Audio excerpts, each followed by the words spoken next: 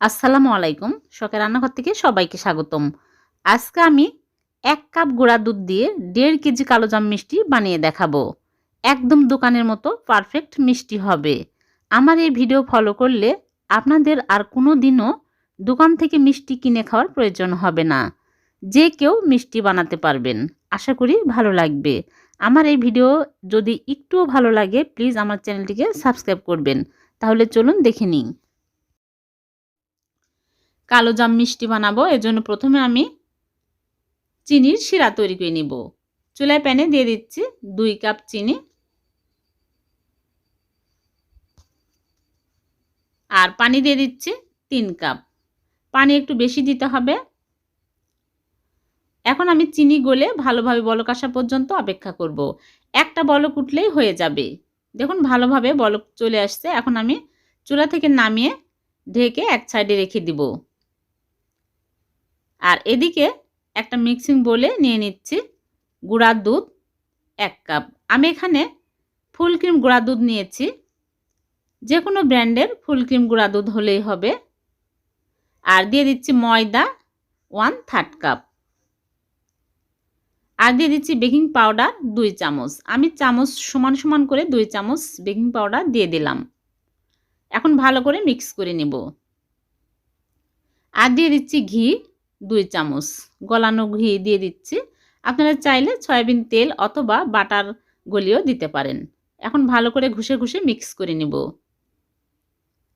Mix করা হয়ে গেলে একটা ডিম ভেঙে ভালোভাবে ফেটিয়ে নিয়েছি, দিয়ে দিচ্ছি। ডিমটা নরমাল তাপমাত্রার হতে হবে। একটা ডিম সবই দিয়ে দিলাম। এখন ভালো করে মিক্স করে নেব। একটা ডিম হবে না, এখানে আমি লিকুইড দুধ অ্যাড করে দিব। লিকুইড দুধ আমি আগে জাল দিয়ে ঠান্ডা করে নিয়েছি। 4 টেবিল চামচ নিয়েছি, অল্প অল্প করে দিব আর মাখিয়ে নিব। এই ডোটা একটু নরম করে মাখিয়ে নিতে হবে। আমার এখানে 4 টেবিল চামচ দুধ লাগেনি, 1 টেবিল চামচ দুধ বেঁচে গেছে। এরকম নরম করে মাখিয়ে নিলাম। এখন আমি সাথে সাথে মিষ্টিগুলো বানিয়ে নিব। হাত ধুয়ে হাতে ঘি লাগিয়ে অল্প অল্প করে নিয়ে কালোজামের শেপ দিয়ে নিচ্ছি। আমি গোল করে বানাচ্ছি, আপনারা চাইলে এখানে লম্বা করেও বানাতে পারেন। একদম স্মুথ করে মিষ্টিগুলো বানিয়ে নিতে হবে। আমি মাঝারি সাইজের মিষ্টিগুলো বানাচ্ছি। এই মিষ্টিগুলো শিরায় দেওয়ার পরে ফুলে আরও বড় বড় হয়ে যাবে। আপনারা চাইলে আরও ছোট করেও বানাতে পারেন।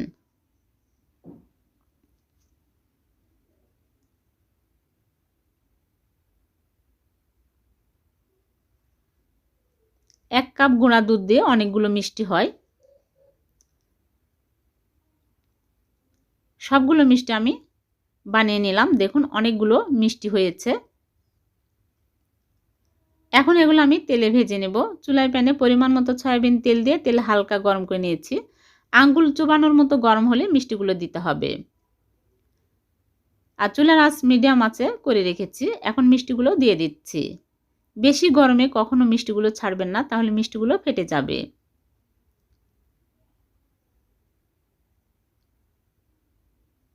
মিষ্টিগুলো সব দিয়ে দিলাম। এখন উল্টিয়ে পাল্টিয়ে ভেজে নেব। একটু কালার আসলে মিষ্টিগুলো হালকা আঁচে ভেজে নিতে হবে। এখন চুলার আঁচ মিডিয়াম টু লোয়ে দিয়ে মিষ্টিগুলো আরেকটু ভেজে নিব। বেশি হাই হিটে ভাজলে মিষ্টিগুলো তাড়াতাড়ি কালো হয়ে যায় আর শক্ত হয়ে যায়, মিষ্টিগুলো ভালো হয় না। এখন আমি লো আঁচে মিষ্টিগুলো নেড়েচেড়ে ভেজে নিচ্ছি। হয়ে গেছে, কালো জামের কালার চলে আসছে। এখন মিষ্টিগুলো তুলে নিচ্ছি। দেখুন মিষ্টিগুলো অনেক সুন্দর হয়েছে, একটা মিষ্টিও ফেটে যায়নি। আমার ভিডিও প্রথম থেকে শেষ পর্যন্ত দেখলে যে কেউ এরকম মিষ্টি বানাতে পারবেন। হয়ে গেছে, সবগুলো ভেজে তুলে নিয়েছি। এখন গরম মিষ্টিগুলো সাথে সাথে এই শিরার মধ্যে দিয়ে দিচ্ছি। এখন দিয়ে দিলাম এলাচের গুঁড়া। আমি আগে দেওয়ার মনে ছিল না, এখন দিয়ে দিলাম। এখন দিলেও হবে। এখন সবগুলো মিষ্টি দিয়ে নেড়েচেড়ে ঢেকে রেখে দিব। 5 মিনিট জাল করব। চুলার আঁচ মিডিয়াম আঁচে 5 মিনিট জাল করে নিচ্ছি। 5 মিনিট পর ফিরে আসলাম। মিষ্টিগুলো হয়ে গেছে, দেখুন ফুলে বড় বড় হয়ে গেছে। এখন আমি চুলা থেকে নামিয়ে নিচ্ছি। চুলা থেকে নামিয়ে ঢেকে রেখে দেব। 1 ঘন্টা পর মিষ্টিগুলো সার্ভ করে আপনাদেরকে দেখাবো। আপনাদের হাতে সময় থাকলে 2-3 ঘন্টাও রেখে দিতে পারেন।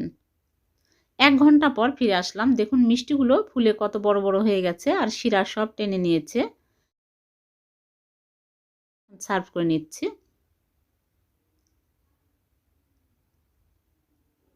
এখন একটা মিষ্টি কেটে দেখাচ্ছি। দেখুন মিষ্টিগুলো দেখেই বোঝা যাচ্ছে যে মিষ্টিগুলো কতটা পারফেক্ট হয়েছে। একদম দোকানের মতোই পারফেক্ট হয়েছে। দেখুন ভিতরে নরম তুলতুলে জুসি হয়েছে। যারা মিষ্টি ভালোভাবে বানাতে পারেন তারা এই মিষ্টি দেখলেই বুঝতে পারবেন যে কতটা পারফেক্ট হয়েছে। আশা করি সবারই ভালো লেগেছে। ভালো লাগলে ফ্রেন্ডস ফ্যামিলির সাথে শেয়ার করবেন আর এরকম নতুন নতুন রেসিপি পাওয়ার জন্য আমার চ্যানেলটিকে সাবস্ক্রাইব করে রাখবেন। আবার দেখা হবে নতুন কোনো রেসিপিতে। সে পর্যন্ত ভালো থাকবেন। আল্লাহ হাফেজ।